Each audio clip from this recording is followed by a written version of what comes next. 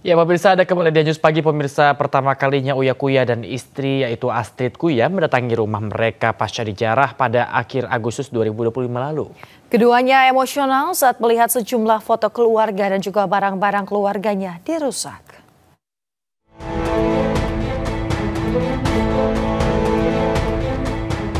Uya Kuya dan istrinya Astrid Kuya kembali menginjakan kaki di kediamannya di kawasan Durensawit, Jakarta Timur. Kunjungan ini mereka unggah dalam channel YouTube Uya Kuya TV pada Senin 29 September 2025. Saat pertama kali masuk, Uya dan Astrid dihadapkan pada pemandangan kondisi rumah yang porak-poranda, penuh coretan dan berantakan. Seluruh ruang yang biasanya menjadi pusat aktivitas keluarga kini kosong tanpa perabotan. Dengan rasa pilu, Uya mengungkap rumah mereka dibangun sejak tahun 2014 ketika anak-anak mereka masih kecil. Uya merasa miris, sedih, dan kecewa lantaran barang yang hilang bukan hanya miliknya. Selain itu, banyak coretan yang memaki dan menghina keluarganya. Nah ini... Bentar, biar. Udah dong, gue aja ngomong. Tenang. Silakan maki-maki saya. Kalian mau fitnah saya apapun, kalian marah sama saya, tapi jangan hina keluarga saya. Jangan hina anak-anak saya. Saya aja sasaran kalian. Apa salah anak-anak saya? Apa salah istri saya? Sebelumnya ratusan orang tak dikenal mendatangi kediaman Uya Kuya di kawasan Durensawit, Jakarta Timur pada akhir Agustus 2025 lalu. Mereka berangsak masuk sambil merusak bangunan rumah.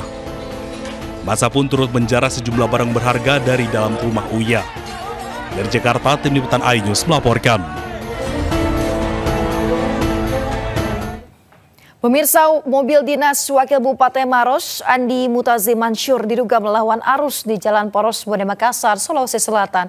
Aksi lawan arus ini memicu perbincangan netizen. Apa? Oh, DD2D. Tuh, kalau dinas apa ini? DD2D. Viral di media sosial, mobil dinas Wakil Bupati Maros Andi Mutazi Mansyur melawan arah di Jalan Poros Bone Makassar, Sulawesi Selatan.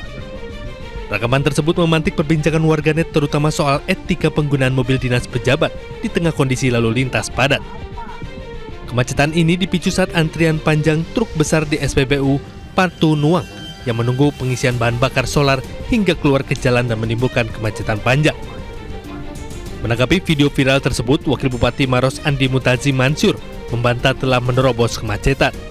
Saya tidak menerobos. Nah, itu maksudnya bagaimana? Tidak menerobos, seandainya saya menerobos mobil saya sendiri. Tapi itu kan banyak mobil depan.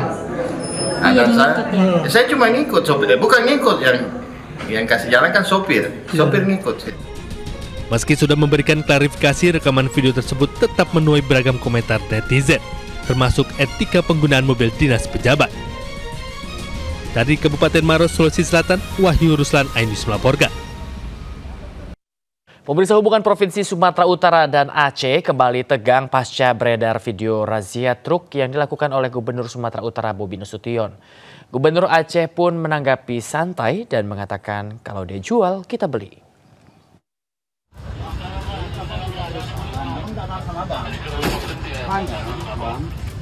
Ini kan kerja di Sumatera Utara. Ini mobilnya ada di Iya. Jangan perusahaannya. Ini harus merdeka supaya pendapatan pajaknya ke Sumatera Utara.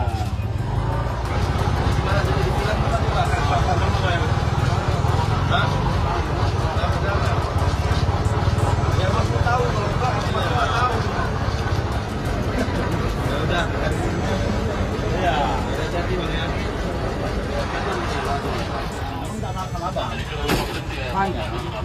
Viral di media sosial video Gubernur Sumatera Utara Bobi Nasution saat sedang menyetop truk berplat nomor Aceh di kawasan Simpang 3 Mano Unggas, Langkat. Peristiwa yang berlangsung 27 September lalu ini dituding sebagai bentuk razia terhadap plat nomor BL yang melintas di wilayah Sumatera Utara.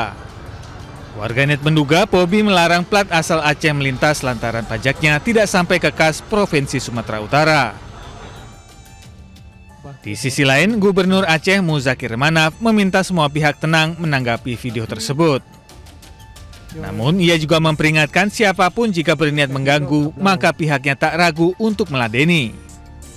Muzakir Manaf juga mengingatkan masyarakat Aceh untuk waspada terhadap kebijakan yang dikeluarkan Provinsi Sumatera Utara dan tidak terpancing dengan berbagai provokasi. Ya, untuk meningkatkan pendapatan Aceh. Tapi bah ke tak mantang tak sabar mantang. Bah ke orang lain berkicau. Tapi dia wanti-wanti sit. Nyokai publau tak blau. Ya. Nyokai gatai tak garu. Tapi hampir kita tenang ontang. Hana kita sepupi. Tak kira yang angin berlalu, kicauan burung. Sementara itu, Gubernur Sumatera Utara Bobi Nasution merespon videonya yang viral saat merazia truk berplat nomor Aceh. Bobi mengatakan ia hanya memberikan sosialisasi tentang aturan pajak kendaraan yang akan berlaku pada tahun 2026. Ia tidak menargetkan secara khusus kendaraan dengan plat nomor Aceh. Di daerah tetangga kita yang paling dekat, Riau sudah melaksanakan ini, sama juga ada. Tadi lihat video ya, gubernur juga langsung turun ke jalan. Habis itu di Jawa Barat, di Kalbar, Kalteng, dari kita kenapa heboh? Dan ini bukan hanya untuk plat GL. Kebetulan yang lewat di situ kemarin plat GL. Nah ini kita hanya mensosialisasi, kita mendata. Kan tadi saya sampaikan ini kan di belakang 2026. Jadi kita minta kemarin ada Ibu Wakil Bupati, tolong didata perusahaan-perusahaan yang domisilinya di Sumatera Utara ya, beroperasi di Sumatera Utara, tapi menggunakan kendaraan operasionalnya di luar plat BK. Nah ini tolong disosialisasikan untuk mengganti platnya menjadi plat BK. Kenapa? Karena pajak kendaraan nggak masuk. Peraturan gubernur mengenai aturan plat kendaraan ini tengah digodok Bapeda Sumut bersama Bapelitbang dan ditargetkan akan berlaku tahun depan. Tim Liputan iNews melaporkan. Pemirsa, sebelumnya Aceh dan Sumatera Utara sempat bersengketa terkait kepemilikan 4 pulau. Melalui keputusan Menteri Dalam Negeri, 4 pulau yang menjadi rebutan dinyatakan masuk dalam wilayah Kabupaten Tapanuli Tengah, Provinsi Sumatera Utara.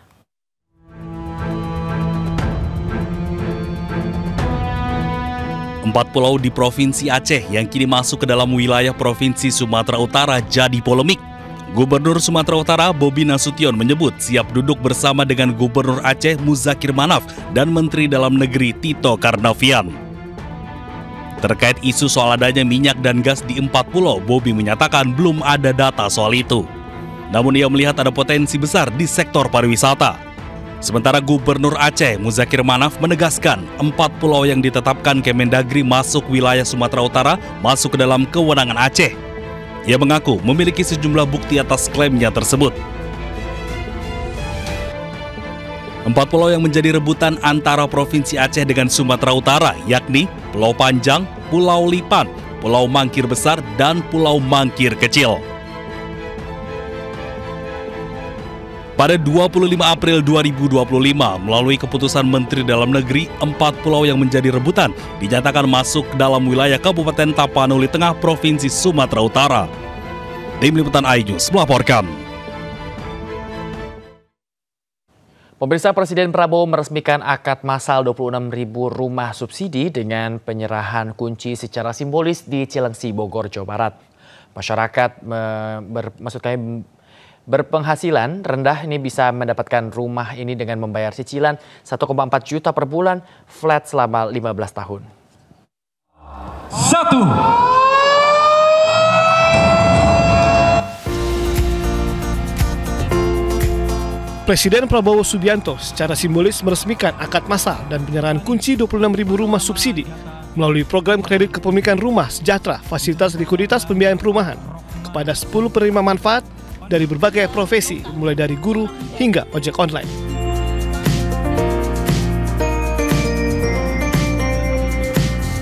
Dalam sambutannya, Presiden menyebut sektor perumahan tidak hanya memenuhi kebutuhan dasar, namun juga menjadi pendorong ekonomi. Perumahan adalah sangat penting, dan perumahan itulah yang bisa juga selain memenuhi kebutuhan yang sangat penting untuk rakyat, terutama yang berpenghasilan rendah. Ya. Juga perumahan itu bisa dan selalu menjadi motor dari pertumbuhan ekonomi, motor dari pembangunan ekonomi. Jadi memang ini kita perhatikan, ya. Karena itu kita kasih target yang sangat tinggi, 3 juta rumah. Akad massal yang digelar Kementerian Perumahan dan Kawasan Permukiman ini melibatkan 26.000 unit secara daring dan luring dari 30 provinsi. Program rumah subsidi ini juga dilengkapi fasilitas keringanan pajak dan biaya administrasi. Program ini menjadi bagian dari komitmen pencapaian target rumah subsidi nasional dan juga keberpihakan pemerintah terhadap kalangan berdaya beli rendah. Dari Kabupaten Bogor, Jawa Barat, Jen Cahyani dan Yudi Permana, iNews melaporkan.